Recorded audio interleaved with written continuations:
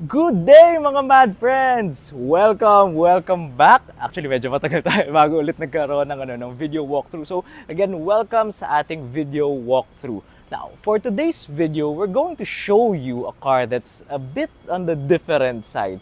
Different meaning kasi usually yung mga pinapakita natin dito sa YouTube videos natin are cars that are stock, kumbaga walang modifications. Now, this car has a bit of modifications na sobrang pogi. So, alright. So, without further ado, this is the 2022 acquired BMW 118i.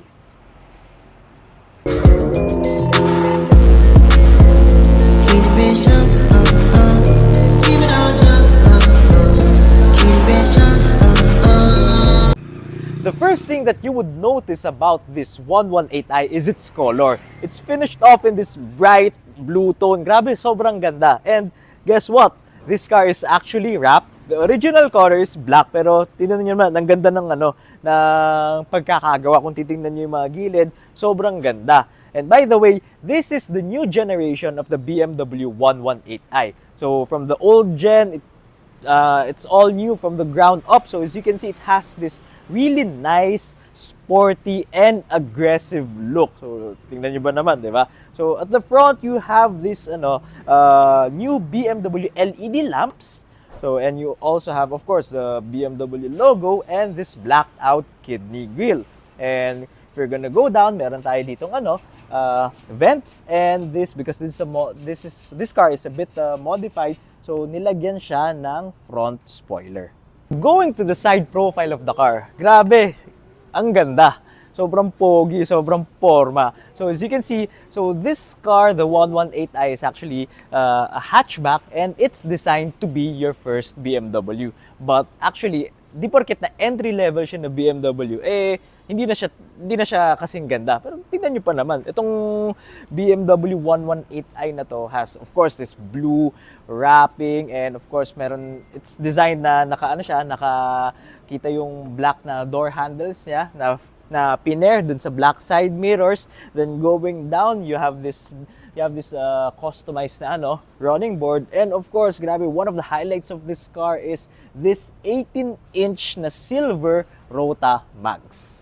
Now, at the back of this 1 Series, you still have this nice, aggressive, and sporty cues. So as you can see, yung roof lining niya pababa, then you have this nice wide piece of rear glass. Then of course, you have this nice shiny blue paint wrap, and you have this full LED na rear lights. Then you have this parang sharp na reflectors, and of course, one of the highlights of this particular example is the upgraded exhaust. So mamaya maririnig natin yan. But of course, if you open the hatch, I mean, you have tons of space at the back. So of course, you can put your groceries and your stuff. Pero as you can see, it has also an upgraded sound system. Grabe, sobrang pogi. Porma, pati tunog, porma rin. Of course, I keep talking about on how cool this car looks. But of course, I also want you guys to hear how nice this car sounds. Tara, tignan natin.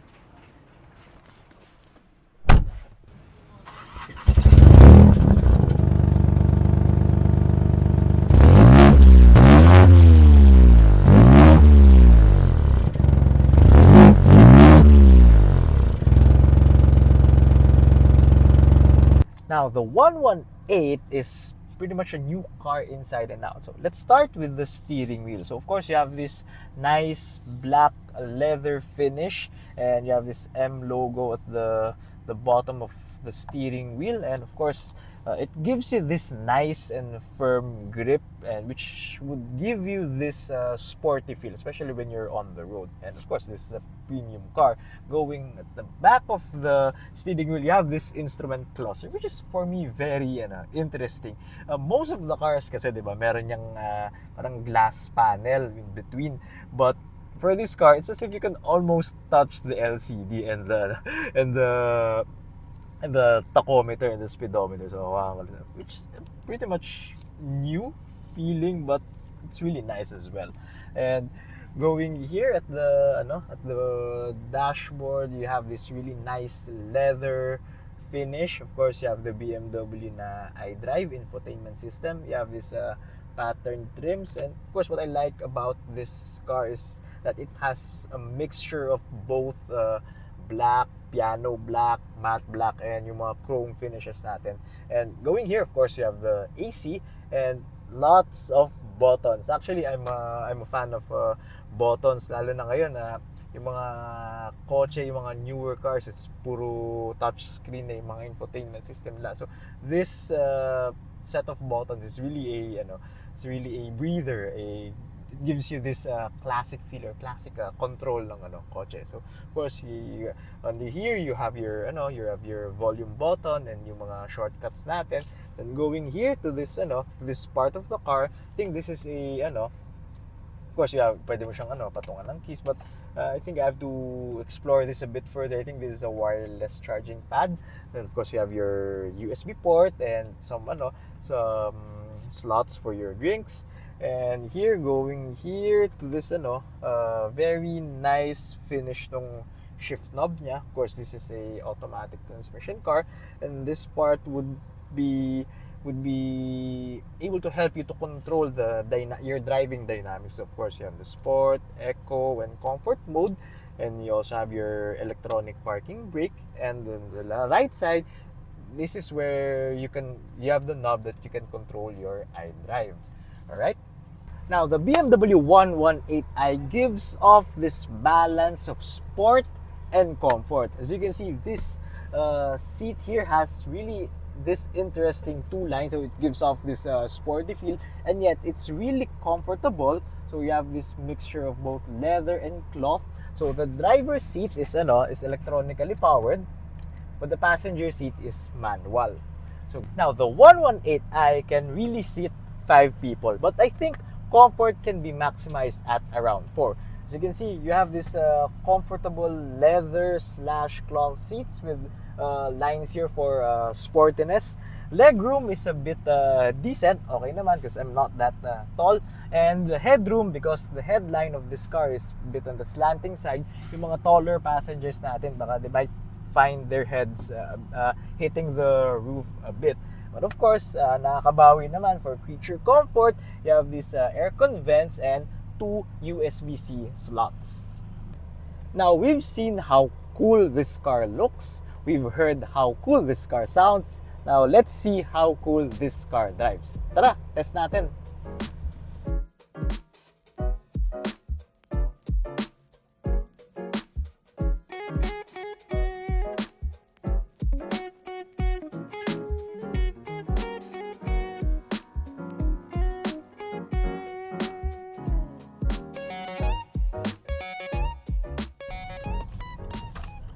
Oh, grabe, ang ganda pala na itong BMW 118i. Actually, it's one of the first times that I'll be driving this new gen. Actually, first few tries na atras abante ko na siya before, but ngayon ko lang din siya maiikot ng na mas mahaba. So, of course, since meron siyang a bit of few modifications at the front, so mas maingat lang tayo sa mga humps and sa mga ramps. But generally, driving this car, it feels nice, it feels solid. Yung nabanggit kong yung steering wheel, it really gives you this nice firm grip on the car. And because yun nga, naka-modify din yung yung mags niya, feeling mo lapat na lapat ka. This car is powered by I think a 1.5 liter na turbo engine, 3-cylinder, and I think it's pretty nice, it's pretty balanced, decent for a car that's supposed to be an entry level or your welcome remarks in terms of owning a BMW.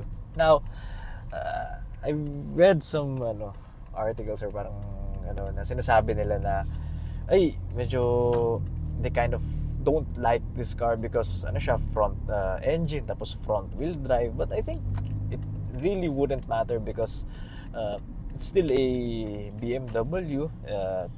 feels nice. Ang ganda nung tunog, of course. And it has all of these nice features that are BMW talaga. So being a front wheel drive wouldn't make this car much less of a BMW as the other models. But of course, may kanya-kanya tayong preferences. But for me, I like it the way it is. It's really nice. It's gas. It's compared dun sa 118D. Yung previous generation nito, meron pang mga 118D na katry din naman ako dati. Malaki yung, of course, malaki yung pinagkaiba.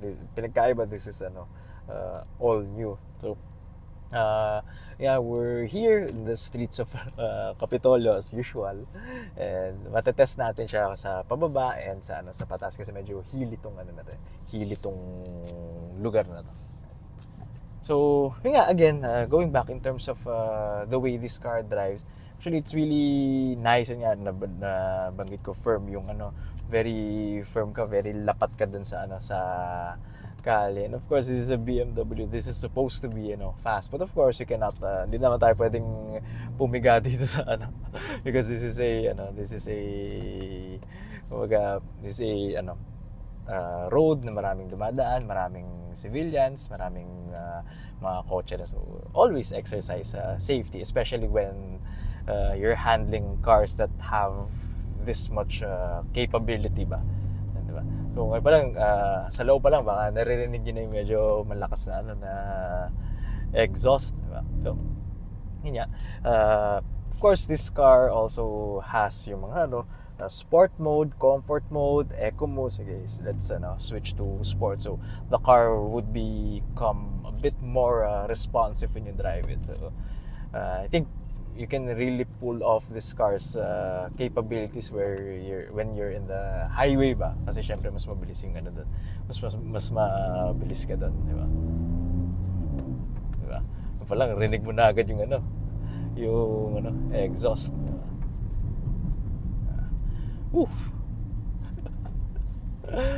Alright, so actually yun nga, so this car really gives you a 3 check. So it looks cool, it sounds cool, and it drives cool. So but of course, meron tayong mga sariling preferences.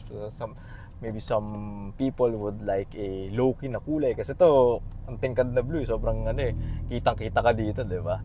So naman in terms of sound, sige, yan na natin. Yan. So actually okay naman yung niya. Okay naman yung sound sa yung naka Eurobeat na tayo. Alright. Okay. In terms of passenger comfort or driver comfort, when you're at the back of the steering wheel, this part of the car here para kang nakayakap sa iyo, medyo racing seat feel siya. Then of course, everything is within within reach. Of course, yung yung controls mo here for the driving dynamics, yung mga buttons mo for the AC. So if you want to speed up yung fan, of course kaya mo siya without actually looking at the kasi minsan yung sa mga bagong sasakyan ngayon puro touchscreen na, kailangan mo pa siyang tignan. But with here, since may mga buttons pa siya, you can focus more on the road ba. Alright, then okay, go. Medyo nasikip lang yung yeah, yun.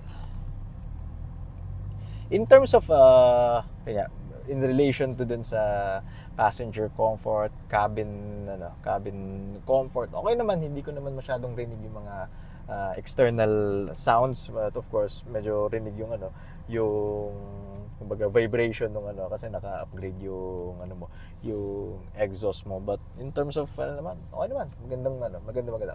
Everything is built nicely ba.